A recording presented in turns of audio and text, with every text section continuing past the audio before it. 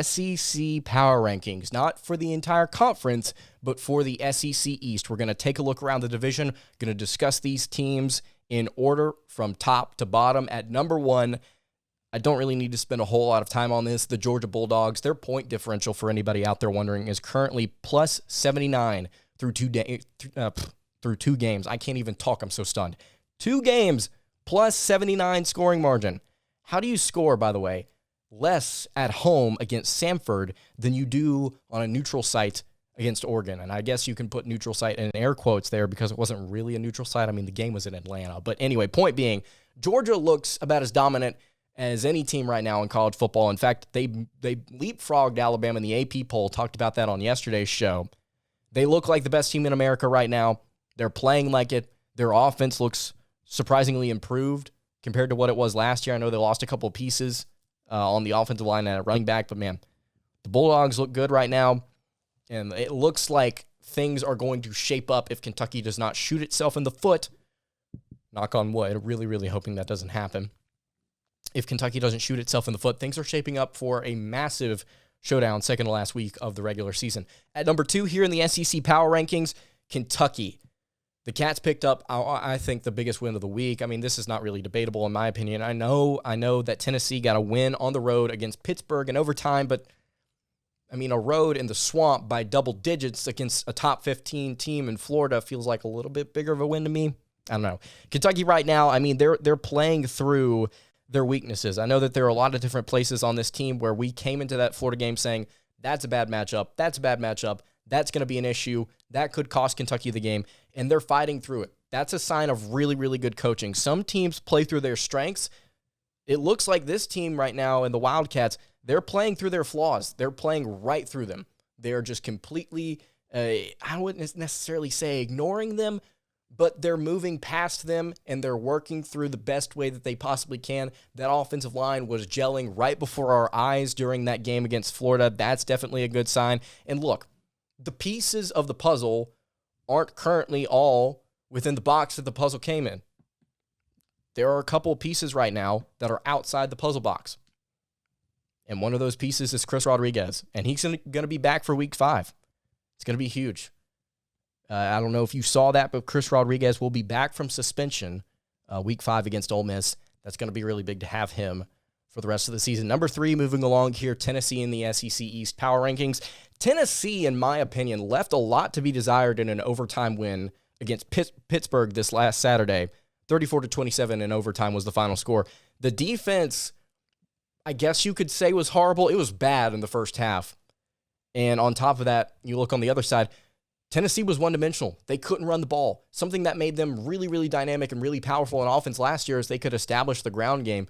I mean, they haven't looked phenomenal running the ball through 2 games so far this year, and their first opponent was Ball State, so take that and flick it out the window. But to be honest with you, there are some things that Tennessee could do a lot better at if they're going to truly challenge for the SEC East. They've got to get through Kentucky. They've got to get through Georgia.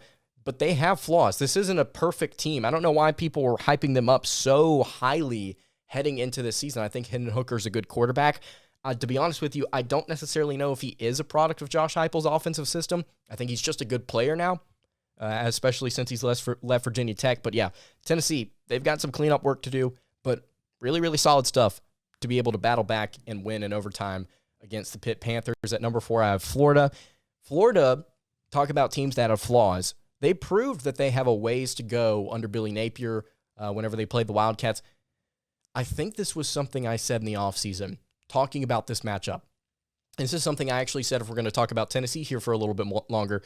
Eric Kane, host of Locked On Vols, we talked with him at length at SEC Media Days about why Kentucky looks better than some of these other SEC East teams, at least on paper in my mind as well.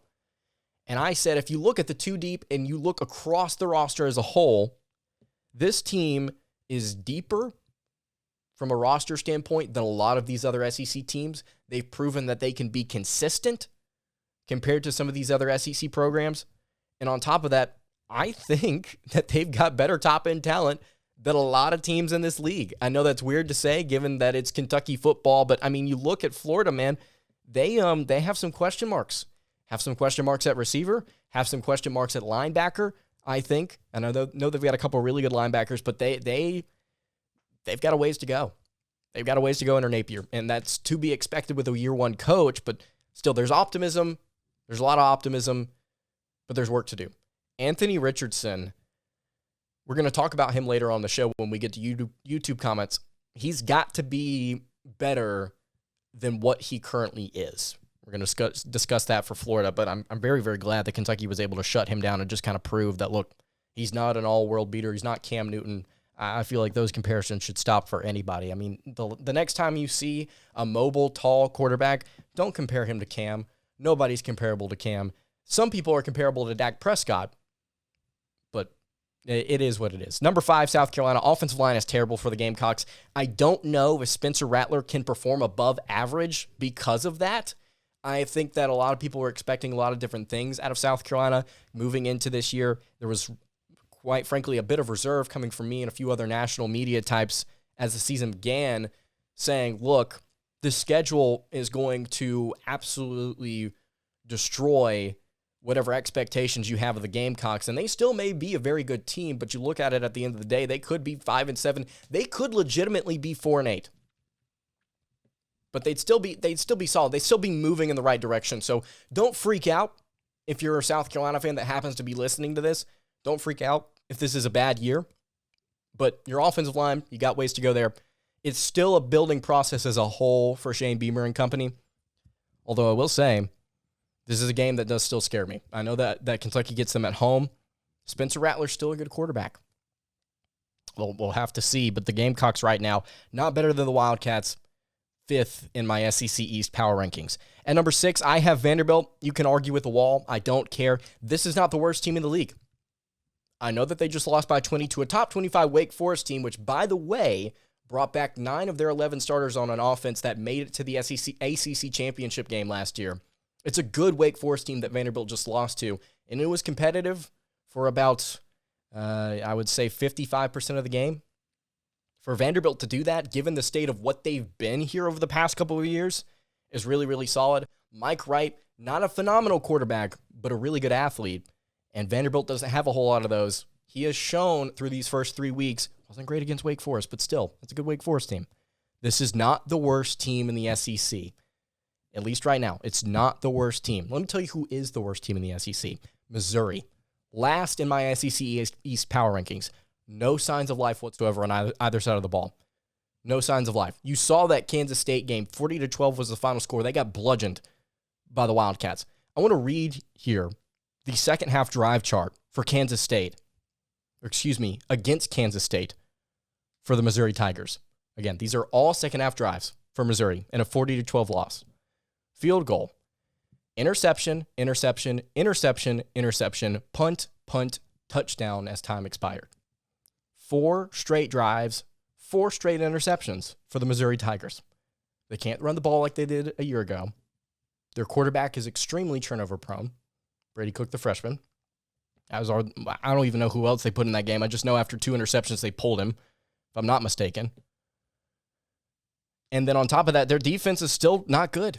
The run defense is still, it's kind of It's bad. That's a team that Kentucky can definitely take advantage of. If we're talking about a sound Kentucky team that's not like elite in terms of talent, taking on some of these iffy Missouri types that just don't get it done in a lot of different areas. I mean, that's a bad matchup for the Tigers.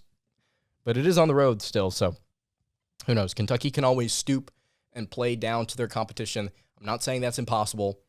Right now, I think Kentucky's the second best team in the East, vying for that first spot, especially after what we saw on the road against Florida. Surprised that game turned out the way it did. Really excited about the Cats moving forward. Those are my SEC East power rankings. If you disagree, if the thing that you disagree with is Vanderbilt being the worst team in the SEC, again, I don't want to hear it argue with the wall. Outside of that, you can give me your thoughts in the YouTube comments.